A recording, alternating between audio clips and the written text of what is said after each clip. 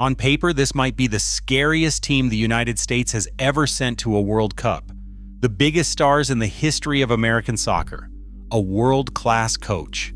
A roster scattered across the giants of Europe. Milan, Juventus, Fulham, Crystal Palace, Monaco. And all of it pointed at one thing: a home World Cup on home soil, with an entire country finally watching. It looks terrifying. It looks ready. But there is a problem. A crack running straight down the middle of this team. And once you see it, you will not be able to unsee it. It sits in the exact places a World Cup is won and lost. Let's start with why this team looks so scary, though, because the hype isn't made up. Begin in midfield, where America's quiet superstar lives. Weston McKennie just had, by any honest measure, the best season of any American man in all of global soccer. At Juventus, one of the most demanding clubs on the planet, he made himself completely indispensable, playing wingback one week, free-roaming attacker the next, and slotting in wherever the team bled. Year after year, Juve has tried to push him out. Year after year, he proves them wrong. His manager, Luciano Spalletti, put it simply: he has all the qualities to do well anywhere. Next to him sits the destroyer, Tyler Adams.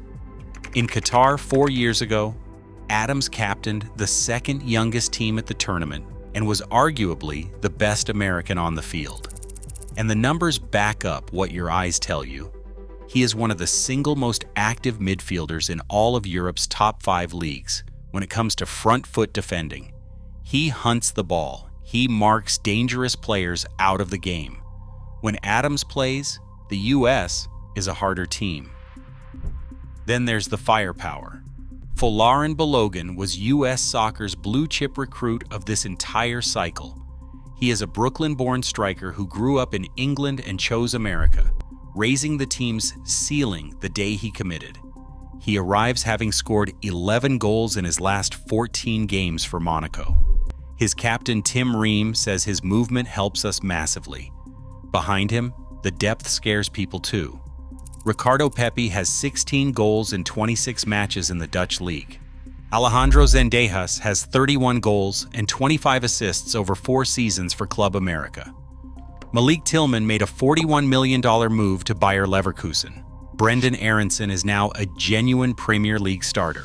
And out wide, the talent does not stop. Sergino Dest turns into a winger the moment he gets the ball. Anthony Robinson is an aggressive fullback who locks down the opponent's best winger and then goes and hurts you. Tim Weah scored the opening goal of the entire 2022 World Cup. This is, top to bottom, the deepest pool America has ever produced. So that's the scary part. Here's the problem. Pull the curtain back, and the spine of this team, the goalkeeper, the central defense, and the man who is supposed to finish it all off, is shockingly fragile. Start in goal. The man set to start a home World Cup, Matt Freese, was a Major League Soccer backup just 3 years ago. He took the long, slow road, 2 years at Harvard, then years buried as a reserve in Philadelphia before a trade to New York City FC unlocked him. After a penalty shootout hero moment, he said, "Penalties are my thing." Maybe they are. But here's the brutal part. He is not at the level of legendary American keepers like Brad Friedel or Tim Howard. Some would argue he is not even a standout in Major League Soccer. And when you study the shots he has faced, there is a soft spot, a hint he is vulnerable down his left side. That is the last line of defense for a team that is supposed to be scary. And what's in front of him? The captain, Tim Ream, will be 38, the oldest player ever to appear for the United States at a Men's World Cup.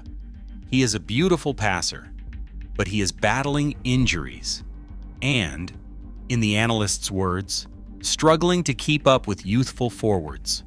The player called the team's most important man, Chris Richards, the one expected to anchor a defense described as otherwise fragile, is himself coming off an ankle sprain that threw his World Cup status into doubt weeks before the tournament. The reassurance from sources was that he will be good for the World Cup, 100%.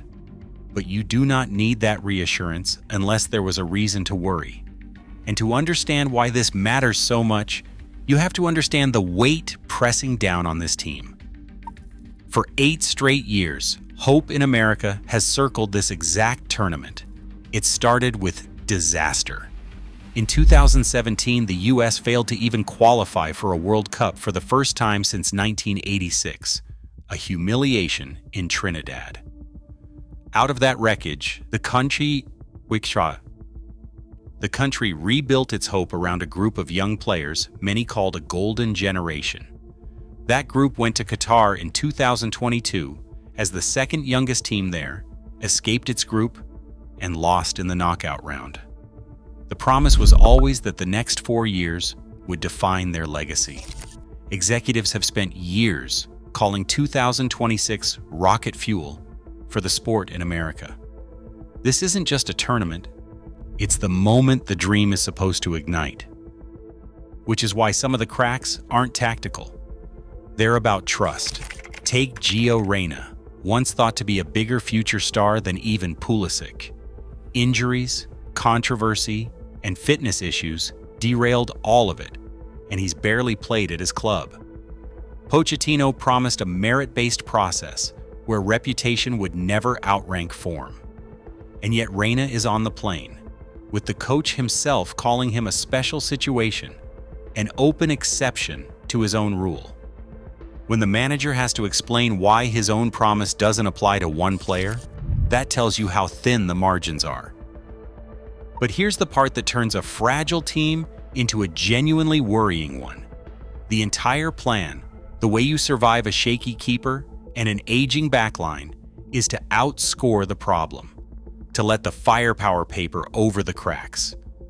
And the man that whole plan rests on can't score. Christian Pulisic has been the face of American soccer since he was a teenager, the captain's armband at 20, the trailblazer through Dortmund, Chelsea, and now Milan. The biggest American men's soccer star who has ever lived. And midway through this past season, he was surging, talked about as one of the very best players in all of Serie A. Then it stopped. Cold. Pulisic has not scored a single goal for Milan since the calendar flipped to 2026. For the national team, he hasn't scored since November of 2024. And the data underneath it is even more unsettling. His share of his club's minutes has collapsed from 76.6% 2 seasons ago down to just 47.1% this year. 30 league games, but only 18 starts. The man the entire attack leans on is arriving cold, frustrated, and increasingly part-time. The plan to outscore the problem depends on the one player who has forgotten how to score. Now let's be fair, because the panic can be overblown.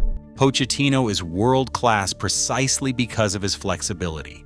He can shift the shape, pull McKennie deeper, and push Weah to wing-back. A goal drought is not a broken player. Pulisic creates for others, and he has met huge moments before. Those minutes might be rotation, not decline. Richards, by every report, will be fit. And there may be no better cure for a cold streak, a nervous keeper, or tired legs than 80,000 of your own countrymen roaring you on at home. The ceiling is real, but that is exactly the tension. The ceiling was never the question with this team. The floor is. And the stakes stack in 3 brutal layers. For the players, it is a legacy-defining summer. For the program, scary teams need their stars to be scary, and right now America's biggest star is silent. And for U.S. soccer, the entire 8-year dream depends on this team catching fire instead of getting exposed. So tell me in the comments, is this team built to shock the world or built to break hearts? And if you want to follow every twist of this World Cup story, hit subscribe, because the World Cup reporter is just getting started.